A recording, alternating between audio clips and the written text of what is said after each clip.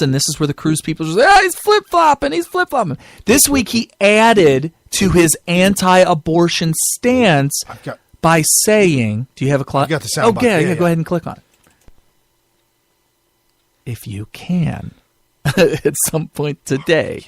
Mr. Producer. About abortion, another potent social issue. The Republican platform every 4 years has a provision that states that the right of the unborn child shall not be infringed, and it makes no exceptions for rape, for incest, for the life of the mother. Would you want to change the Republican platform?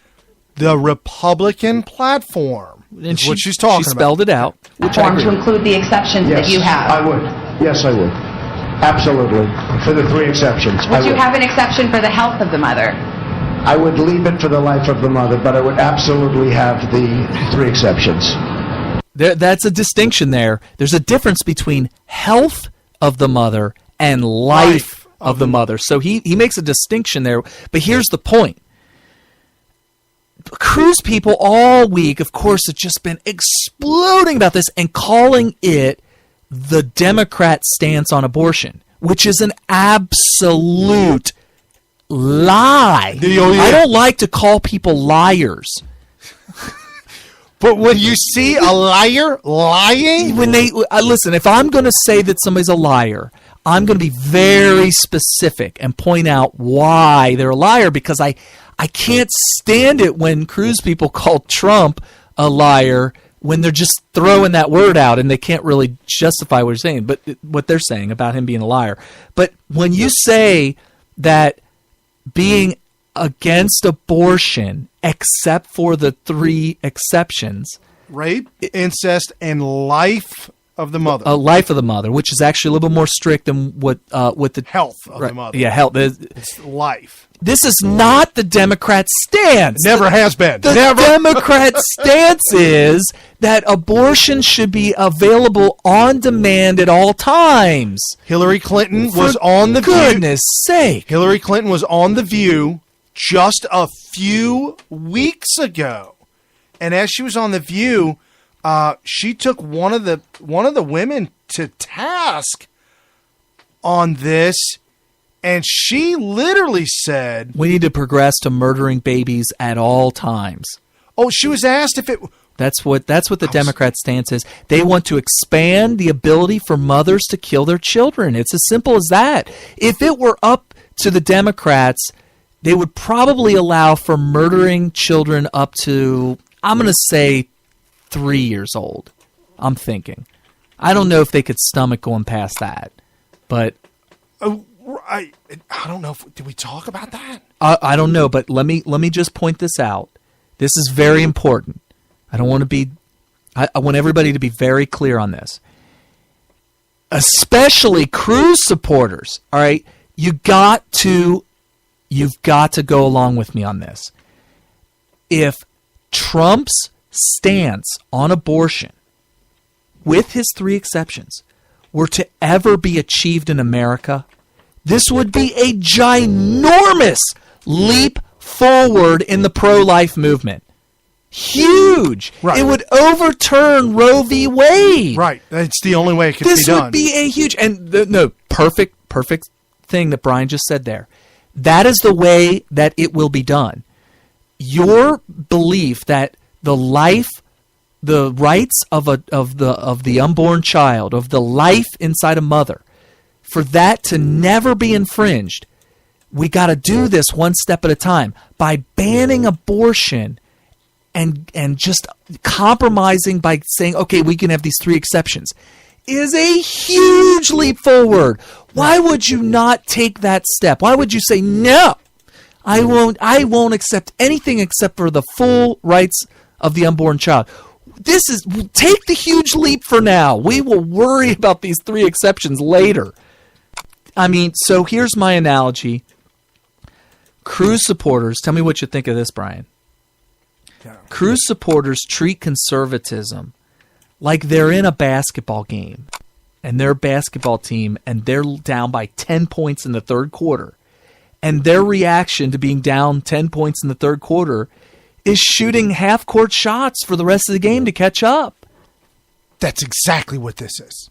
Go in there and score your 2 points. Get down into the hole, score 2 points, and go from being down 10 to down 8.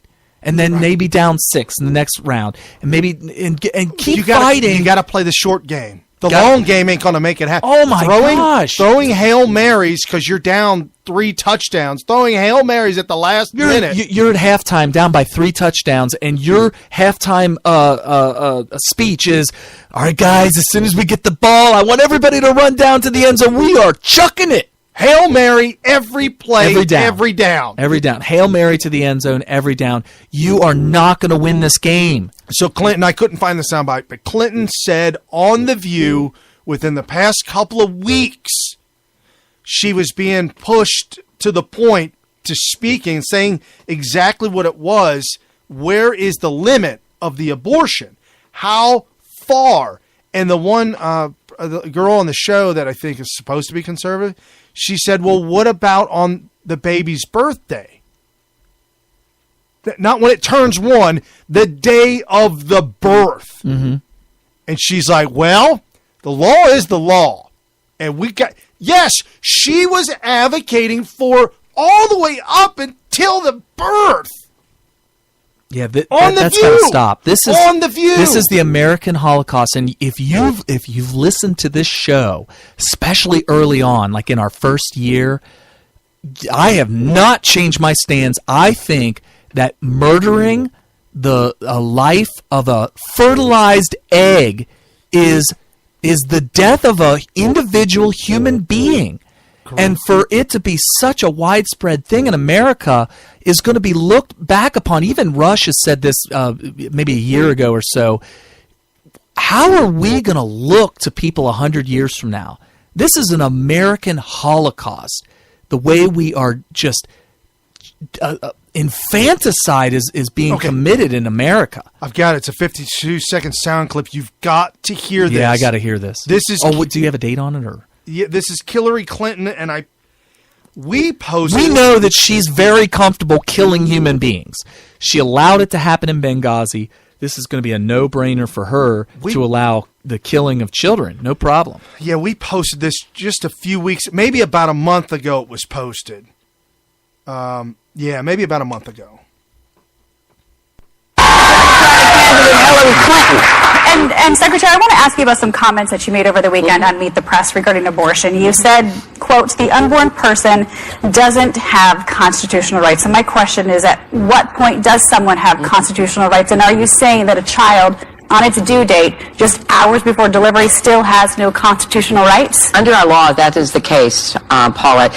I support Roe v. Wade because I think abortion's all the way to an important statement about the importance of a woman making this most difficult decision with consultation by whom she chooses, her doctor, her faith, her family. And under the law and under certainly that decision, that is the way we structure it. So, she said on the due date, Hillary said, that's the law. And then she said, that's how we structure it. Yeah, she's pretty much saying, and she even doubled down, Roe v. Wade, which is abortion at any point until the baby's born. And, it's disgusting. She's right on par with what Hitler was doing in Nazi Germany, with the killing of people that he didn't want. Well, even that, but look at what China was doing with the abortions of girls because they wanted. That's what's happening. Selective gender, and we talked about this. Oh my gosh, 200 million girls that should have been born. You talk the war on women. Y'all losing. You lost 200 million of y'all. Yeah. Worldwide.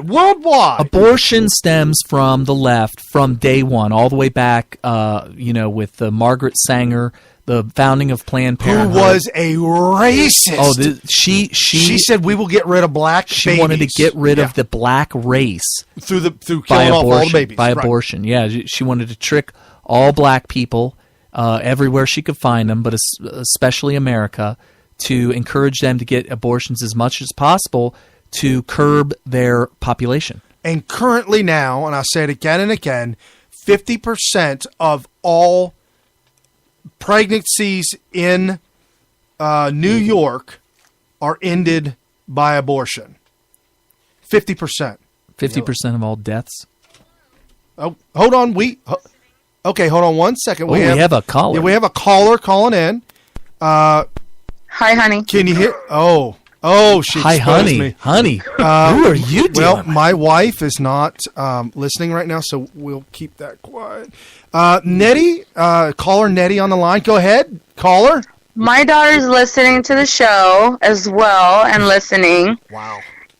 And so she saw how I was growing with the baby inside of me, and she thinks it's awful to have killed the baby even the day before he was born because she loves him so much. And she says, Mommy, because we live in the world of sin, they've been doing this even when Jesus was a baby and he was born. The king wanted to kill all the boys to get rid of Jesus. Wow. Absolutely. That's wow. You got a smart kid. Yeah, very smart. Woo. So, but that's the whole point. And when I make fun of Hillary and I call her Killary, I do that because she advocates for murder. She's cool with that. So thank you, caller. We appreciate that. And a little tidbit. That's awesome. Awesome. Yeah. So, very, very mature. How old is the producer's saying the child's around 8. That's really advanced thinking, like for that subject matter. Right. Normally, and that's good. That's the problem with America, is that kids aren't learning the most important things that they need to learn, and that's in a lot of different subjects. Producer just announced that was a homeschooled mother. Well, there you go. Wait, the mother was homeschooled? The mother homeschools that 8-year-old. Oh, okay. Right. They're just not learning the right things. There's a million different things. One, obviously, abortion at a young age. Look, her being as young as she is, she thinks about the child who would be a brother or a sister.